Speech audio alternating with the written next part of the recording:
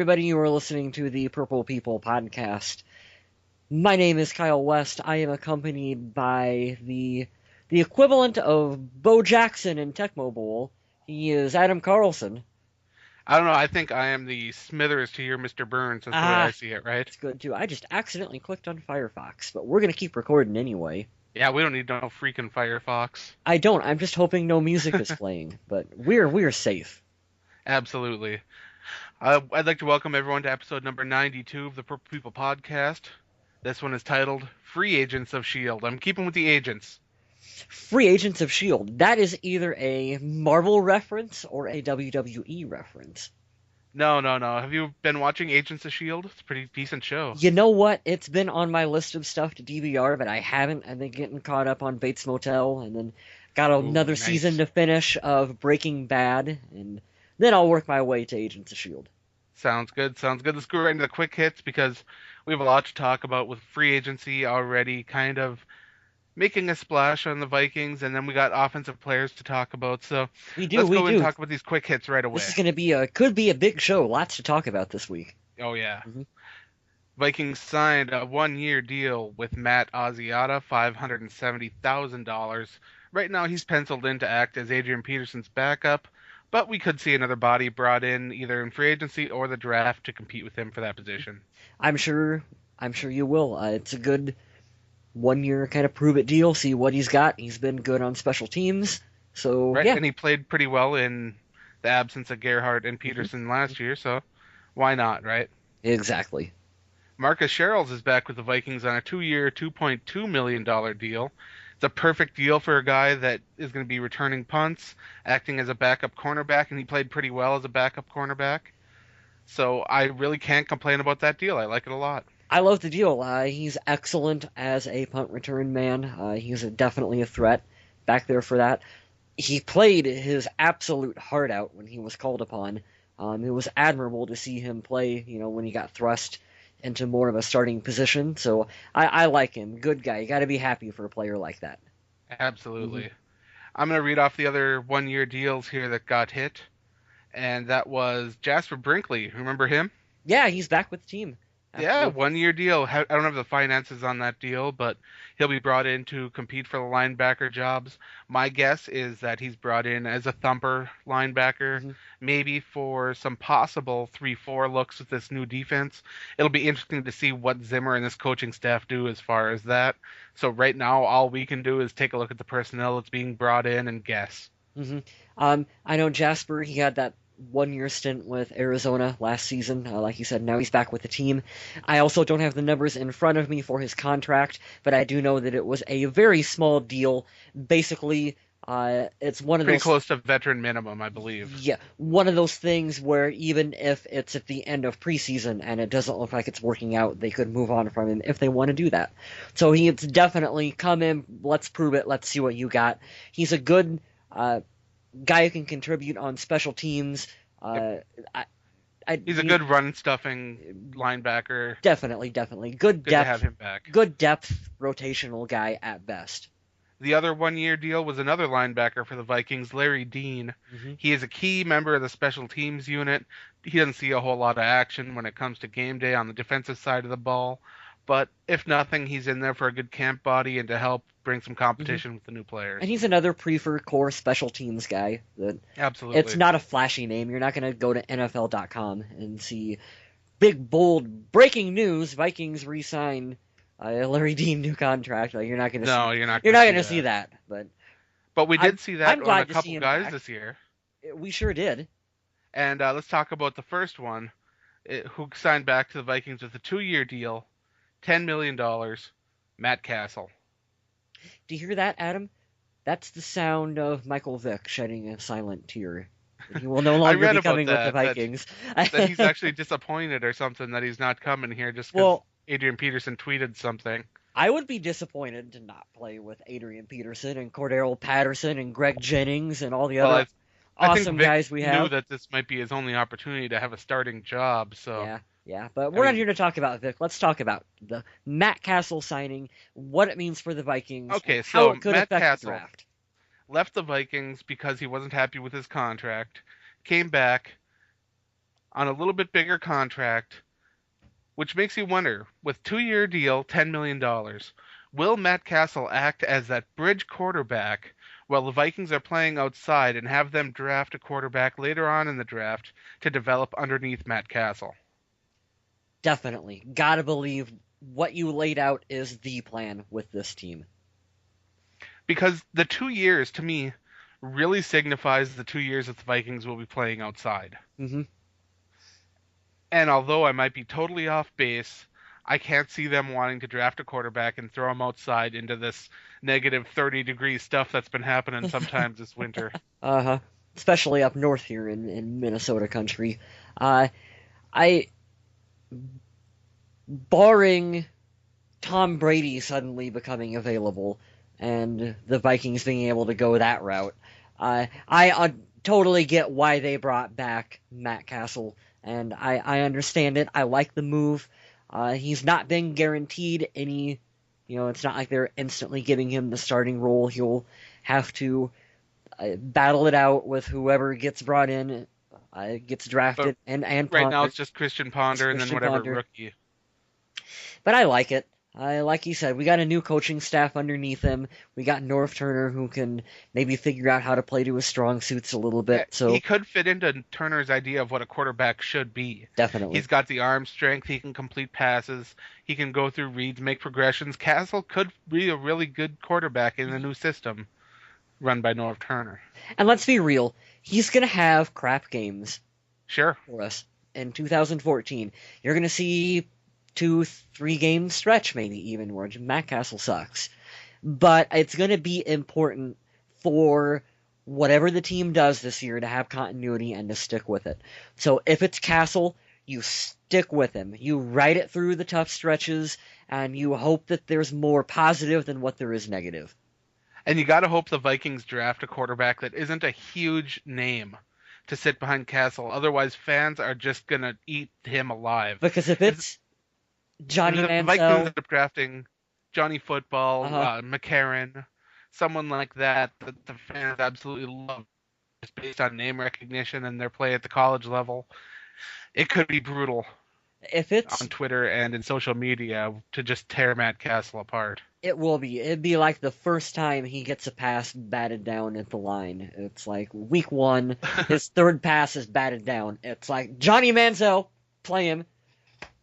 And he could have thrown a touchdown on the first pass. Yeah, too, he's gonna throw the ball third up pass. like Kurt Hennig in those old videos and catch it himself and run it in for a touchdown. Oh, I love it. Uh-huh. Well, let's talk about the big deal now. 5 years, $42.5 million, Everson Griffen. This deal is getting slammed by a lot of media because of the financials involved with it. $8.5 million a year for a guy that a lot of people say isn't a proven pass rusher. But if you put on tapes and watch his game and actually watch what he does, you can't call him an unproven pass rusher. I agree with you. A lot of people I've seen on Twitter, outside analysts, like to throw out well, he only had one start. Yeah, started one game. Started one game. It's like, well, then you're clearly not looking at Everson Griffen's full body of work because, oh, by the way, he played underneath Jared Allen. Maybe you've heard of him. Maybe that would be the reason why he didn't get a lot of official starts. What's he going to do, beat up Jared Allen in camp? Yeah, you think... Yeah, exactly. Oh, you're making $17 million? Bench him. Yeah, we're gonna start Griffin over top of him. Little silly. Okay, come on. Big contract for a player who's got a lot of potential. Now, I will be honest. I do believe the Vikings overpaid a bit. When I was looking at the numbers that I thought were going to be thrown out there, I thought Everson Griffen could see a $7 million a year deal. 8.5 is a little more than I'd like, but the Vikings saw the guy they wanted, and they got him, a guy they're familiar with, a guy they know the potential of. Remember, a lot of people on the outside aren't in the groups that the Vikings players and management and all that are. The Vikings know these players. They wouldn't offer him a contract like that unless they knew that he had some potential or has the ability to take over. And here's what I'm excited about, is that this is really the first big signing that we've seen Mike Zimmer have his stamp of approval on. Of course, it goes through Spielman, had a big say in it, Yes. and whatever. But look at where this is going for the Vikings defensively. They're moving away from Jared Allen, who as a player can do one thing on the field, and they're going to Everson Griffen, he can be a hybrid player for this team on defense. He can play over here, he can play over there. They can mix and match. You can see him at outside linebacker at end. You could see him dropping back into coverage a lot even. We're gonna see some things on this Vikings D underneath Mike Zimmer that we haven't seen in maybe ever in Minnesota. Just because it's not vanilla Tampa 2? Yes, and isn't it exciting? I got goosebumps right now, Adam, thinking about this defense and what they can do in maybe not this year, but in a couple years with guys like Everson Griffen and just how much fun it's going to be. So I'm excited. Maybe they overpaid him a little bit, but I would rather that they potentially overpay a really talented player than to say, darn it, we lost Everson Griffen to free agency, and now he's on some other team, and they're getting the benefits of him. To me, this Everson Griffen deal reminds me of the deal that Sam Shields got in Green Bay this year. Is Sam Shields a good cornerback? Yes, he's a really good cornerback. Is he a $10 million a year cornerback? I'm not sure of that. But the Packers, they had their cornerback that they're familiar with. They went out and got him, and that's the same thing Minnesota did with Everson Griffen. And Everson, you got to remember, here's a guy that was a fourth-round draft pick. He came out of college with character concerns. He had his stint early on with the Vikings was not. I mean, he had his downs, where he was arrested. He did. He had some legal issues. Legal issues. But here's a guy who was able to turn it around and get his life in order, and you got to credit, because I've heard him credit it too, Leslie Frazier was able to help get Everson on the right path, and now he's been rewarded with a big contract, and hopefully he can live up to the potential. I believe he can do it. If nothing, I'm excited to see him be able to try to do it. Mm-hmm. The $20 million guaranteed that's on the contract, you'll see that gone over the first 3 years. So if that investment doesn't work out, they can move on after 3 years and not worry about a whole lot. But I don't think that's going to be the case. I think Griffen's going to play at a high level, and that we won't have to worry about a whole lot of naysaying anymore. Yeah, I don't think so either. Once the season gets going, he'll... But we're running a little long here on the quick hits, so let's talk about free agency now. Yeah, that turned into a full segment on Everson Griffen, but that's a big deal. That's a big deal for Vikings fans. It really is. But free agency hasn't even opened yet to us, because this podcast, we're going to be putting it up on Tuesday the 11th, which is the opening day for free agency. So at this point, we don't have any of the signings that have been made on Tuesday, and it's going to be excited. But I'll be honest, I'm not going to be paying a ton of attention to free agency tomorrow. I can't. Because Minnesota, Spielman, they're not going to make a big move, day one move. I don't see it. No, because I'm going to be playing Titanfall. Sorry, man. Oh, Titan! Hey, that's a good reason. That's a good reason to not be paying attention right there with Titanfall. But I'll still have my ear to the grapevine. I'll be listening for some moves. You better believe it. Like from 3 o'clock to 3:30, I'm gonna be watching to see this Werner decision, because from what I understand, he's gonna be one that's making his decision right away as soon as free agency hits. And he's a name that a lot of Vikings fans are really excited about. But today isn't about the defensive side of the ball. Today's about offense. All about offense. It is. So the Vikings have a lot of interesting situations going on in free agency as far as offense goes. I know a lot of people are talking about the situations at wide receiver, but we're going to start out talking about the offensive line, because there's situations there that we are really kind of overlooking as far as necessity. The Vikings currently don't have a swing tackle.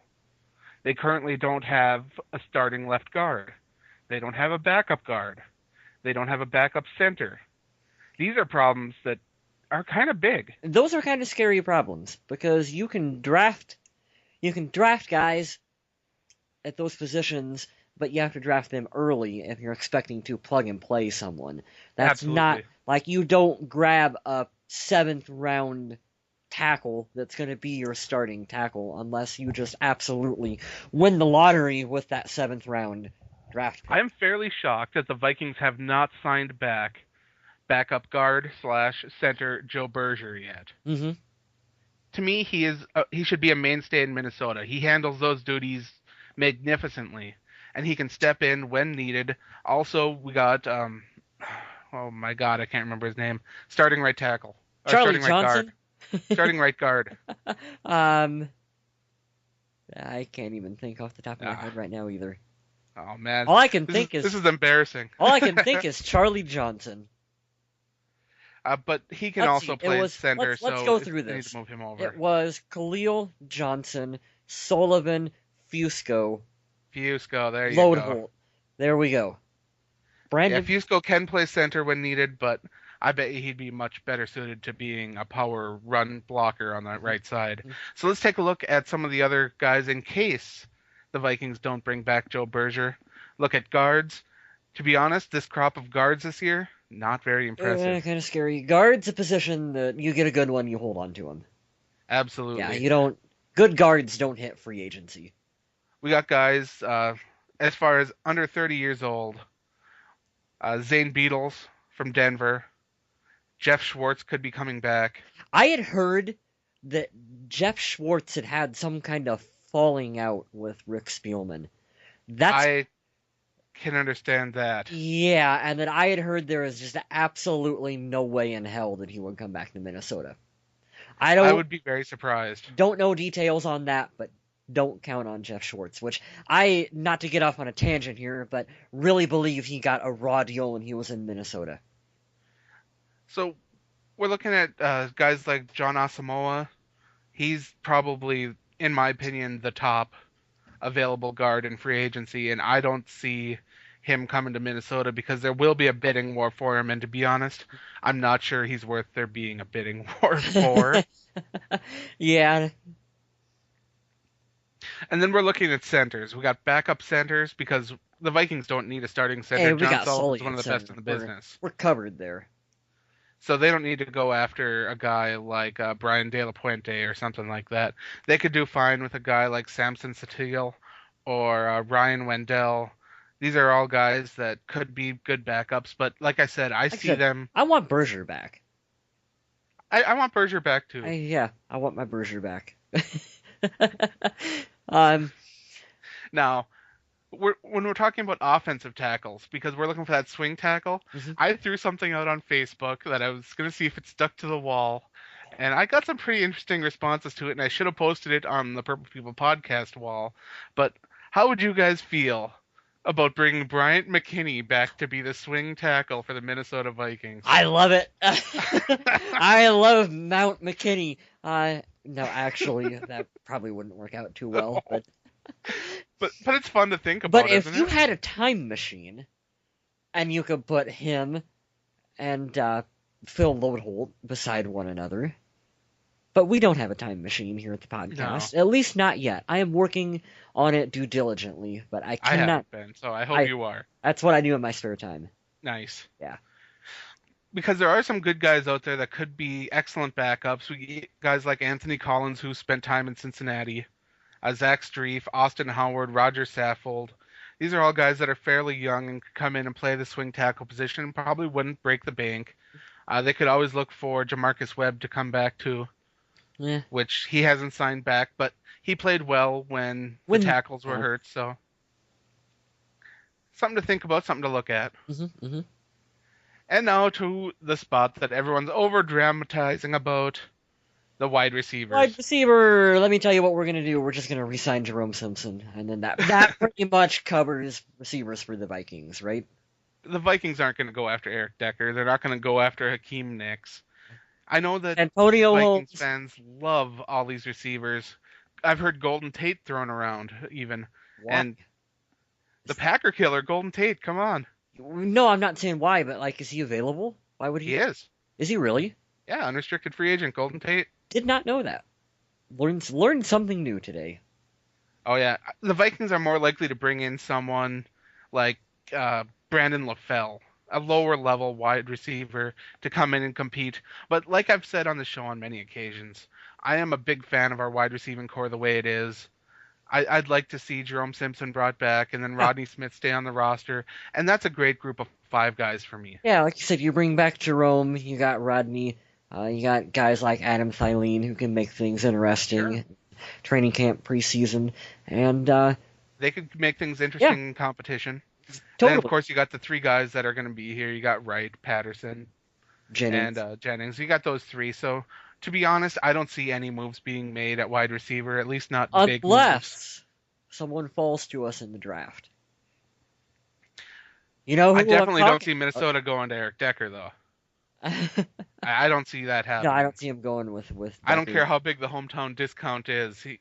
He's got to figure out that, hey, I know my family's here, but I got to do what's best for my family, and I'm not going to turn down a $7-8 million a year contract to come play in Minnesota for $2 million a year. That's not going to happen. No. All right, so tight ends. The Vikings could be looking for one of them, Well, but odds are instead they might be looking for one in the back end of the draft. that's kind of my feelings on that. Is that you draft one mid to late rounds because we're I never want to use the word set, but you've Even got with John guys. Carlson moving on to the You've got Cardinals, uh huh. the Vikings still have Rudolph, they still have Ellison, they still have Ford, and those 3 guys alone are enough to really move forward with. And I don't see a point in going after a guy like Brandon Pettigrew or Jermichael Finley, who really haven't proven themselves on teams with a better quarterback situation than they have here in Minnesota. Yeah. So really, there's no point unless they want to bring in a guy like Dustin Keller to see what he can do. Kick kick the tires on him, but I don't see the Vikings spending the money to take a chance on that. Instead, they should probably stick with their in-house guys and see what's going on. Yeah, I believe they will. Real coaching staff coach these guys up and see what they've got out of them, and they'll be fine. And now we got running backs. Interesting because there's a potential void left behind by Toby Gerhart. Like I said, we don't know what's going to happen with him, whether or not he'll resign. The big names in running backs are amazing. You got No Sean Moreno, Maurice Jones-Drew, Darren McFadden, Darren Sproles, Ben Tate, James Starks. These are all guys that were starters. Chris LeGarrette Johnson's Blount, probably going to be available. Yeah. absolutely. And way down the list is Toby Gerhart. I don't think Toby really saw himself being in such a crop with big name hmm players. Toby Gerhart might not find what he's looking for in free agency. Yeah. And gotta remember, guys, we're kind of abnormal in Minnesota in the fact that we have a star running back in Adrian Peterson. A lot of other teams don't value that position as highly as we do in Minnesota Very because true. they don't have someone like Adrian Peterson. Like, it's not as much of a run first league as what it is. With all the rule changes and whatnot, it's pass first. It's quarterback driven pass first league now. So it's the position is not as valuable as it once was, and that does hurt someone like Gerhardt as well too. Right, Gerhart will be competing for even backup duties with guys like Donald Brown hmm and Rashad Jennings. I These, I still believe that a reunion with him and his old college coach in San Francisco probably makes the most sense for Gerhardt if he's not resigning in Minnesota. but there too, he'd be backing up Frank Gore. But I think they would be more of a split between Gore and Gerhardt.